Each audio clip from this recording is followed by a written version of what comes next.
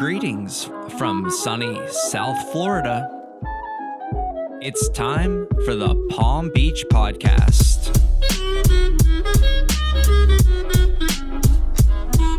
And the hosts of your show, sports chiropractor and athletic trainer, Dr. James Spencer. Photographer and art director, Mike Jones. Recorded live at the Media Zone Podcast Studio in Palm Beach County. Relax and enjoy the show.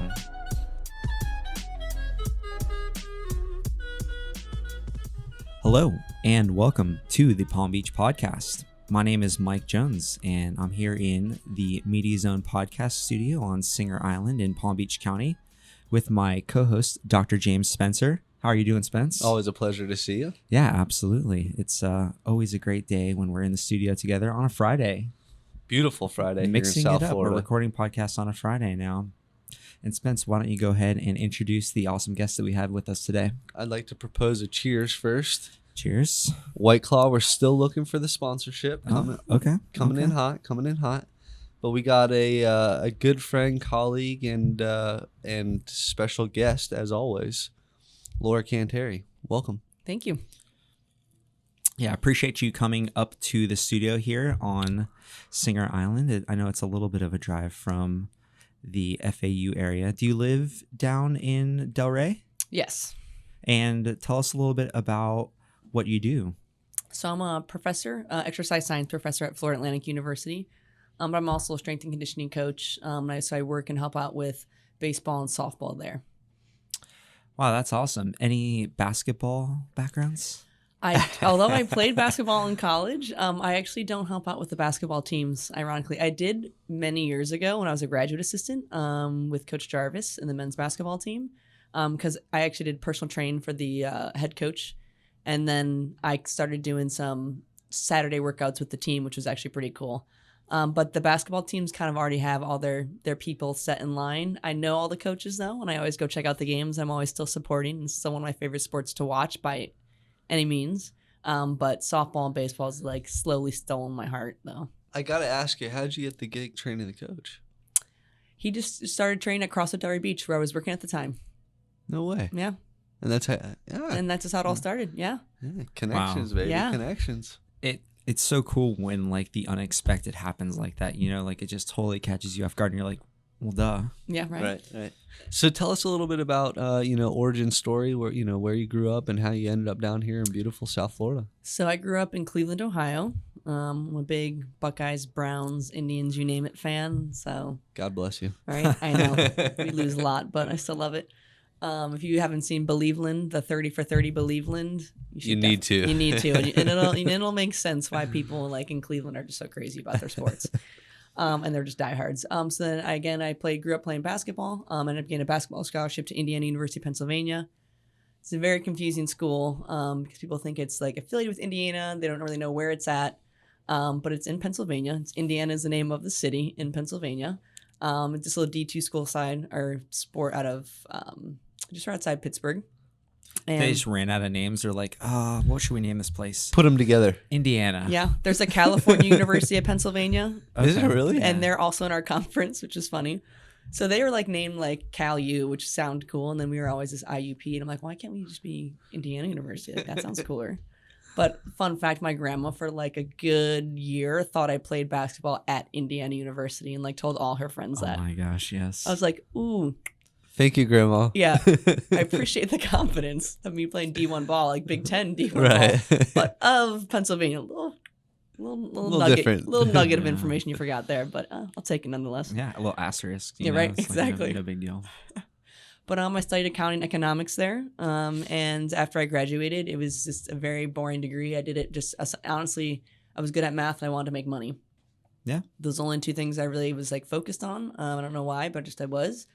And but I was bored. I was very bored with it. But I did a cool paper on forensic accounting, and I was like, you know what? This was the only paper I actually enjoyed writing or even thought about for accounting that'd be cool to do. So I just Googled forensic accounting programs in warm states because I always want to go somewhere warm. So like living in Ohio, going to school in Pennsylvania, tired of the gray skies and just cold weather, snow, etc. FAU is literally the first thing that popped up. Clicked on it. I was like, it's in Boca. My aunt lives in Delray. This sounds great. I'm heading south. Well, it's cool. Like, I'm noticing a trend of everyone that lives in Palm Beach or is in this area is that that you have the awareness of things that you like to surround yourself, how you like to live, where you like to live, what you value in your day. And it's just cool to hear another person share that story where it's like, sunshine and, makes me happy. And right. And if I'm an athlete, it's warm, it's sunny, it's near the ocean. Yeah. And I think I was just so ready for a change. Because at the time, I think I've only been to Florida maybe twice. Maybe to even visit? To visit. Maybe even once. Like Disney or something? No, I've never been to Disney. Fun fact. Wow. I know. Come on. I swear. I know. Still haven't. Been here for 9 years. Come on. I know. Are you a Florida resident, really? I right? You got to make the trip. I know. That's what everyone keeps saying. Never been to Disney. Typically, you just go to Epcot and drink. That's like what adults do at Disney. Just go around the world. Yeah, just drink around the world. Done. Yeah. I'll do Done. that. I'll be on my next. I have a good break here coming up, so maybe I'll venture that way. Yeah, you'll be at like Mexico, the country, in Epcot, and you ask for a White Claw. And they'll laugh at you Yeah. and say, tequila. Yeah, absolutely. Maybe they'll have it. They probably do. They probably do. or some knockoff. We would never mention another brand of spiked seltzer in here. Never. I'll go and I'll test it out and I'll report back. I'll let you know. Perfect.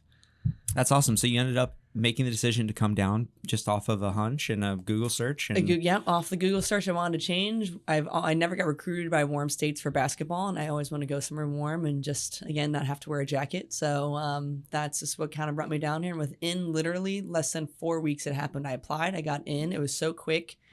I'm going. It happened so quickly. Like I think if I had more time to just think about it, I probably wouldn't have went.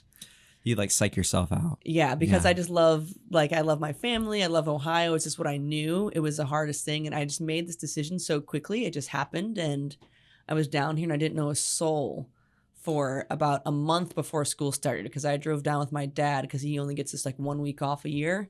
And it happened to be in July. It was before school started. And when I came down here, I didn't have anything to do. So I'm like, well, I might as well get certified in personal training. And that's kind of how my fitness journey started. Just because I was like, I have time, lots of people in this older community. That's really cool.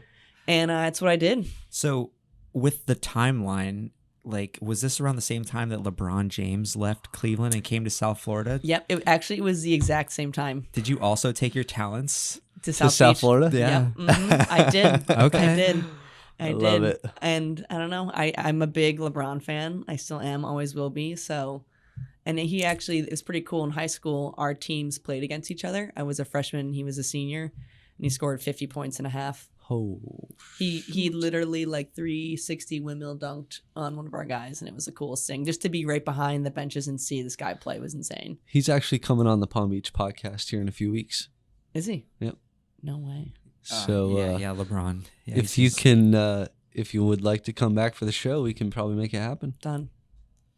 Yeah, I mean, I didn't see that on the calendar, but thanks for the LeBron, get your ass here. Yeah, I will clear everything off my schedule to come hang. So that's cool. So now you land in Florida. What happens next?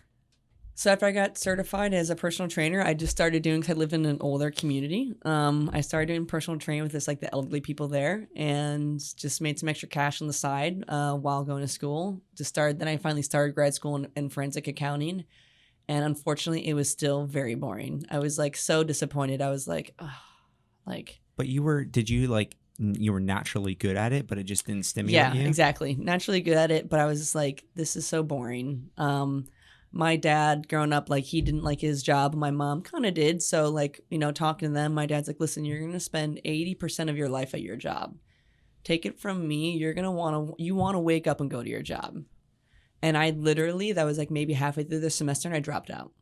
I didn't even finish my first semester. So I paid all the money. I was past even the drop ad deadline and the withdrawal deadline. So that was essentially just a wash. But I was like, I don't love this. Good for you. And luckily my dad was like, hey, do it. Why not? You got to love what you're doing. And it's so resonates with me as well, because both of my parents are accountants by trade. And I was naturally very talented in math. Like Yeah. every math class was a breeze. Yep. I was taking AP classes in high school. Same. And it was fine because I was good at it, but it didn't like challenge me the way I wanted to be challenged. Yeah. You know, whereas like where I opened a camera up and I'm like, oh my gosh, like, That's cool. you know, this is what drives me. Yeah. And That's awesome. You know, it's just one of those things where just because you are naturally good at something doesn't necessarily mean it's like a fulfilling passion or career. Definitely. Yeah, I would totally agree. And it was just so nice to be able, it took me a while to recognize that. And I kind of knew it in my undergrad, but I was like, well, I'm too late to change. Do I have an extra year that I could possibly play basketball and with my scholarship? And Did you? I could have, but I just physically and mentally was like, I can't. Yeah. You know, I had a lot of injuries and just mentally it was just a job. So I was just like, even though it was Division II, I just got to a point where I was just like, I've been playing nonstop basketball for way too long. Never taking a break, never putting the ball down. Then having coaches that were also very just not, they didn't like kind of just weren't in line with just like being like positive and having different good mindset stuff. It was just very different time then in terms of just yelling and coaching. and the coaching style itself just didn't flow with me personally, and it just made me just think of it as a job.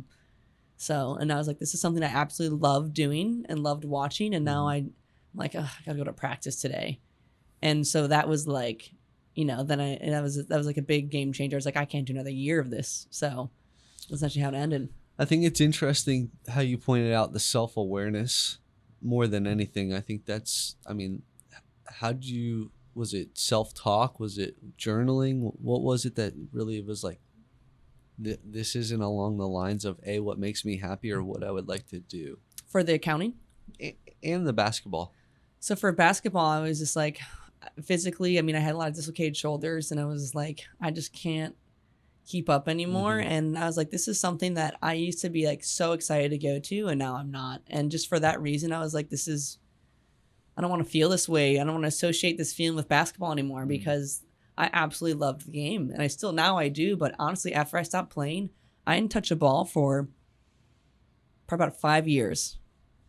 Didn't even like touch a ball to shoot around. So you see an idea how like overtrained and burnt out I was. And now I still love it. I shoot around. I still watch it. So now I'm even so much more engaged. I play in a league.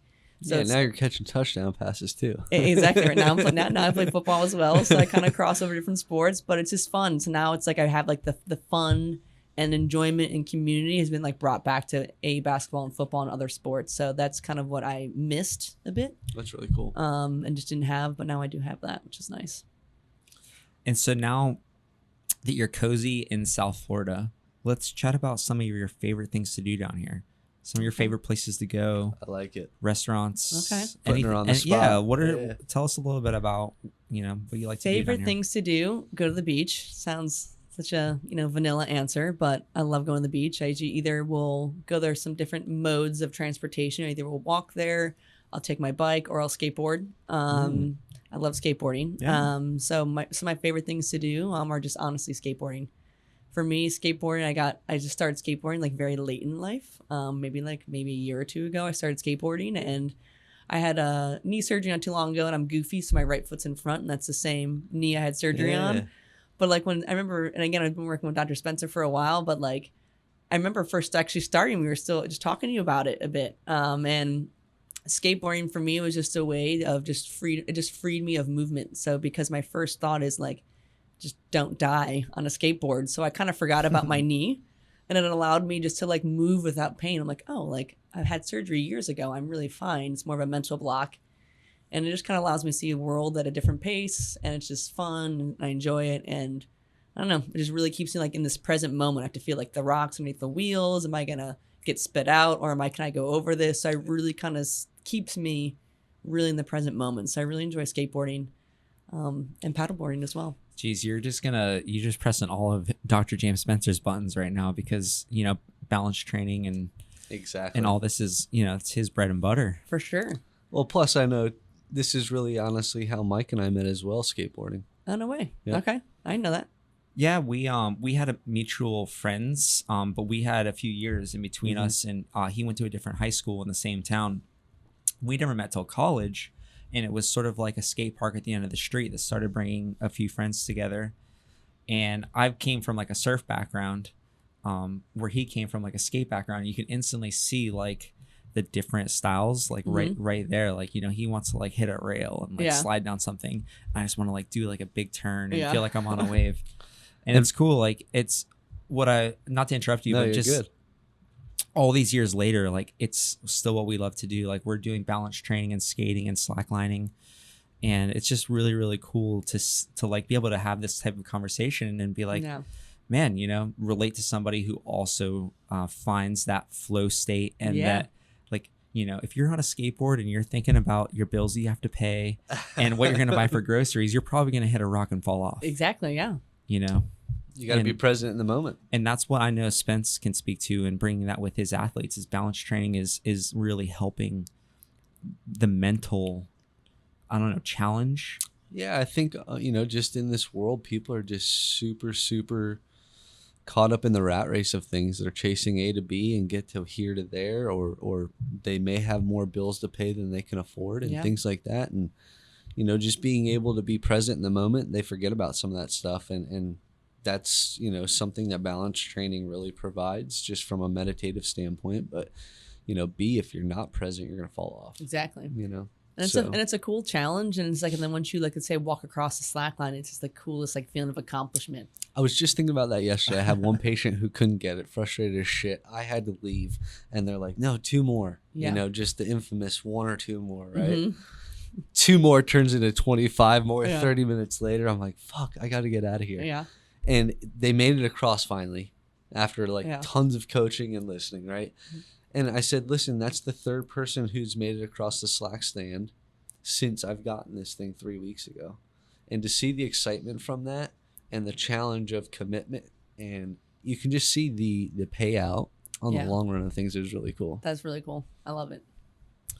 And so now, tell us a little bit about how you got started with FAU.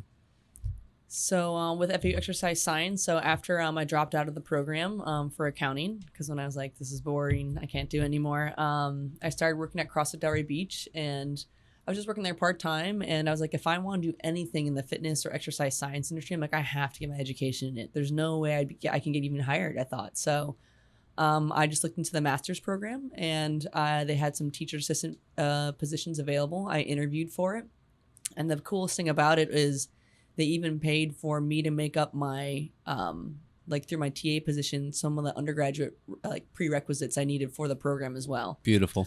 It was so awesome. Wow. And I just, even though I had no technically like exercise science experience, I just hit it off with the program director right away. He was from Pittsburgh area. We just kind of were on the same page, and he was just looking for someone to get things done. And I was like, I can get certified to teach Pilates and aerobics tonight. If it's online, it'll be done. And he's like, okay. And you've been an athlete your whole life. Yeah. I think it's one of those things where, you know, you just have to pass the test to know that you can actually do it. Yeah. You know, or obviously there's some studying and you need to know techniques and the proper way to treat or do things. But when you grew up around sports and athletics, I think there's just this inherent like gut feeling about situations. Yep. Well, and she's a go-getter. You know, you heard it. Like, you know, there's, you know, movers and shakers, and then there's other people who are going to sit on the sidelines and watch. So your actions, you know, literally speak for itself. Like, for example, asking if you want to come on a podcast. Hey, and anybody else? I need a refill here. I'm good. Little TV timeout. Go grab a freshie. I'll lead you into the next question. Right. So, what's your experience with White Claw in the summer of 2019? Wow. Oh my goodness. Great question. That's a phenomenal question. I know. Actually, so I just started playing flag football. And so prior to playing flag football, like over the weekends, like I wouldn't really go out that often. I probably would just like go to bed early, just kind of just hang out, maybe like prep for the next week. But then being affiliated with this like new team and having like 60 like female athletes, and then we always go out after our games, whether it be like a sponsor bar or someone's house, and everyone on the teams are just like White Claw fans. Wait, where are these events happening? In Fort Lauderdale. You hear that, White Claw? I just heard 60 females drinking White Claws. Yeah, give or take. Yeah. Wow. I'm just asking for a friend. Okay. Yeah, of course. If you need drone footage, I know a guy. Right. Done. Sold. Yeah, it's Florida Sunset, White Claw, rooftop bar. We need to make something happen. Awesome. But that's how, and honestly, that's like the first time I actually drank a White Claw was with this like football group. That's really cool. Yeah. Well, we're definitely enjoying drinking the White Claws in the studio on the Palm Beach podcast. It's just something about setting the vibe in here. Yeah. You know, we like with Spence when we talked with our third partner about what we wanted to do here. All three of us kind of agreed that like experience and vibe were kind of paramount. You know, Yeah. like we want people to come into Media Zone and like feel something a little different. Yeah. You know. And it's just like the White Claw has just sort of molded itself into the way that we do things, at least like just to have a vibe set, you know? Yeah, I like it. Well, and I think a lot of times, you know, like we've had with previous guests, a lot of people are maybe a little nervous. Yeah. You know, they've never been on a podcast or maybe even, you know, audio visual at all. Mm-hmm. And so a lot of times it's just like an icebreaker. Yeah. And as we've all known, like, hey, just an easy, simple White Claw. A, it's refreshing here in Yes. South Florida. Mm-hmm. It is. And B, it just kind of just, you know, hey, let me tell you a little bit more of my story or open up a little bit more Yeah. where you may not have before. And it's like an option for everyone. So if you're like gluten free, you can have it. So it's not like a beer. So it's like, you know, so then it might be like it's all inclusive as well. I like that. Well, so I think you just reminded me by saying beer. You didn't tell us many places where you like to have beers. And I don't, like to have I am food. gluten free, so I don't drink many beers. yeah. What's your go-to? You'd have to have a cider. I am a cider. I mean, they're kind of sugary, so I'm not a big cider person either. But my go-to is a ranch water, which is Ooh. tequila, club soda, lime. That's it. You've never had one of those. You had me at tequila. Don't twist my arm too hard here. You know? Yeah, I like those and old fashions. Yeah. Yeah. Best old fashioned I ever had, New Orleans. Okay. Bachelor party there. We get a round of old fashioned sent to us from somebody who just obviously saw it was a bachelor party. And I'll tell you what, I take a sip. I'm like, classic old fashioned here in New Orleans. Nothing gets better. Yeah. Cherry on top. Always. Yeah. Yeah, you gotta. I feel like when I had my first old fashioned, I felt like a fancy adult. That was The that big was, cube, you know, there's like the Oh. little orange sliver in there and the cherry. I was like, I feel like an adult now. that was the intro. Yeah. That's when you know you've made it. Yeah, exactly. Yeah. hmm I've arrived. I So had s- old fashioned. So tell us a little bit more about, hey, graduate school, you know, transitioning into kind of where you're at today. Yeah, so through grad school, like I said, the graduate coordinator just kind of took a leap of faith, and I think it's pretty cool. Kind of speaks to our program. We really take graduate assistants and people who are just more, like you said, like go-getters than necessarily like experience per se. Like we have people because those things can kind of be taught, like the information. So they took a chance on me, and I absolutely loved it. After I graduated, I continued to coach at Cross Beach, and then I kind of still didn't really know what I want to do. But luckily, I loved the program so much and the professors, so I just kept in touch with them as I would coach at CrossFit. And then I also then was a adjunct professor at Broward College, and I knew I loved teaching and coaching. And for me, they're one of the same, Sure. right? Just communicating information just to different types of populations. So I was like, I think I could really totally get into this, but I would need to see if I like coaching first. So I dropped both of those to intern actually at Cressy Sports Performance. And Great choice. it was awesome. It was a great choice. This is where we met. I mean, I learned so much. I'll never forget my first in-service with them. And Eric was like saying all these anatomical terms, but like applying it to movement. And I'm like, I have no idea what's going on.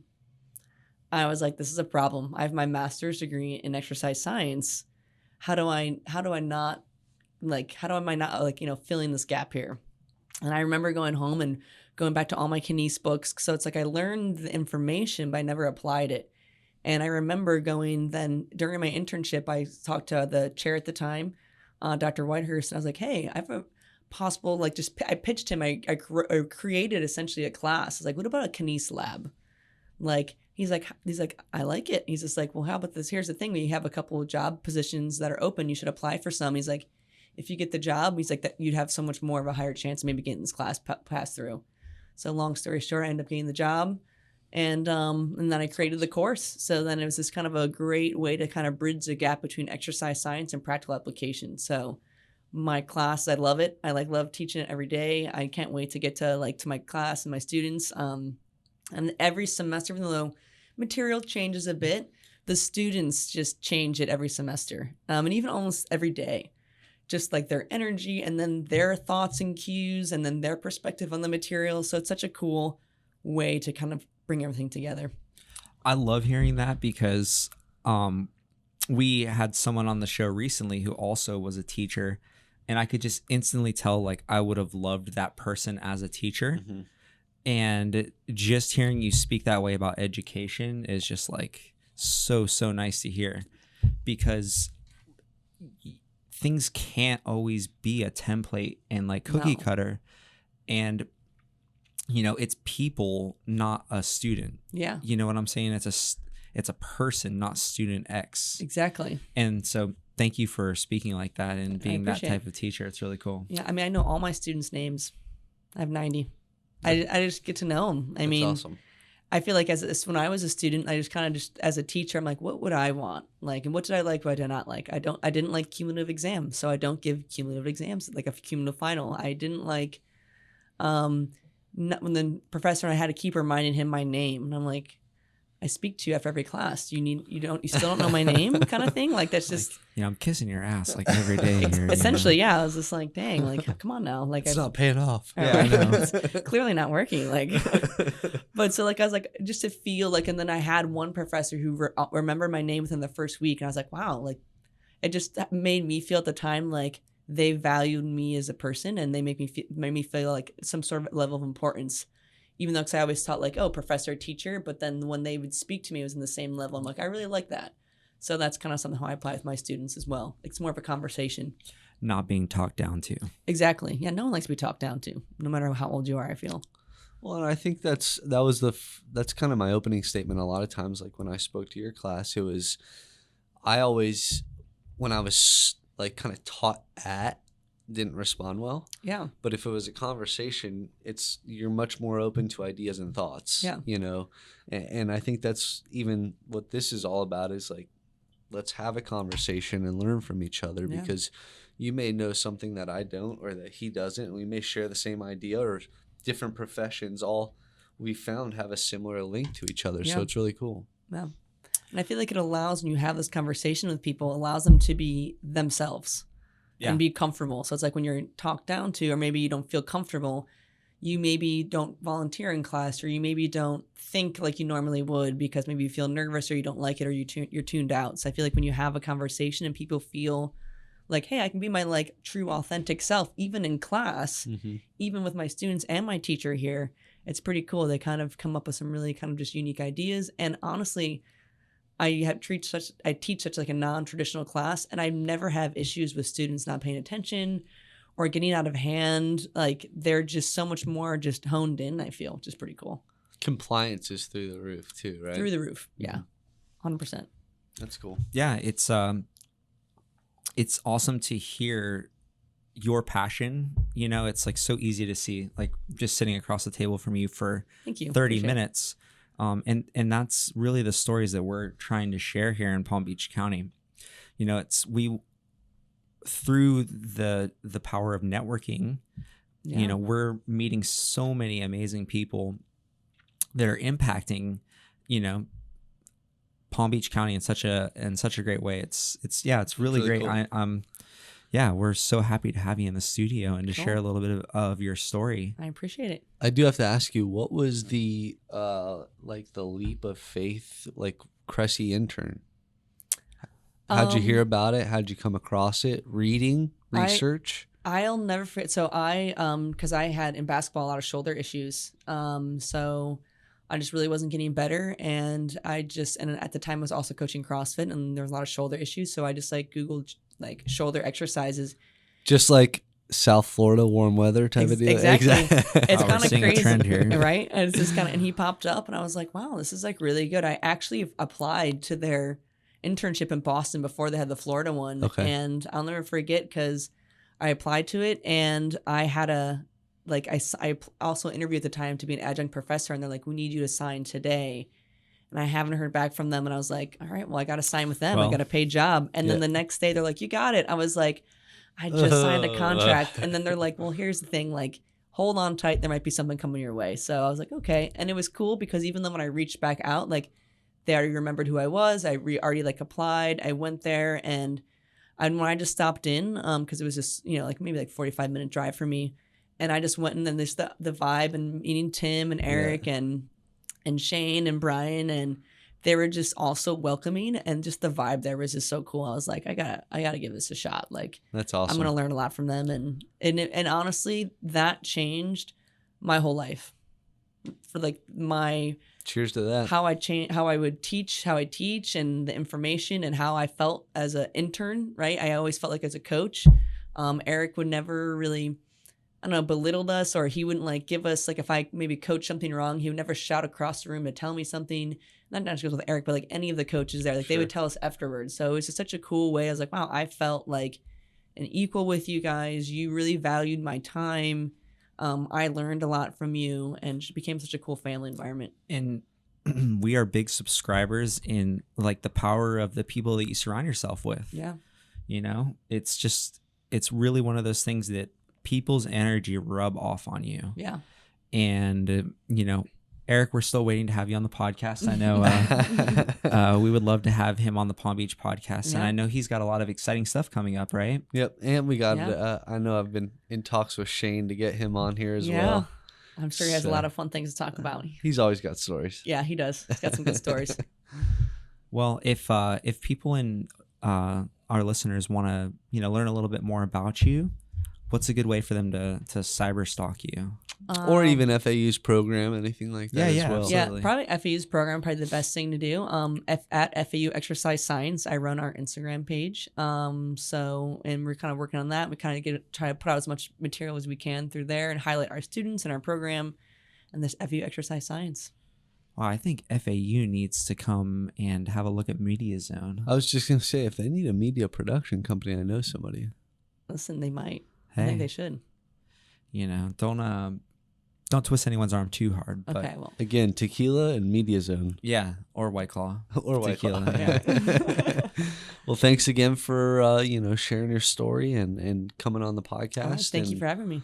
Anything we can do to help you in the future or share more of the story, you're always welcome here. Awesome. Appreciate it. All right, cheers. Cheers. Thank you. Cheers. Yoo.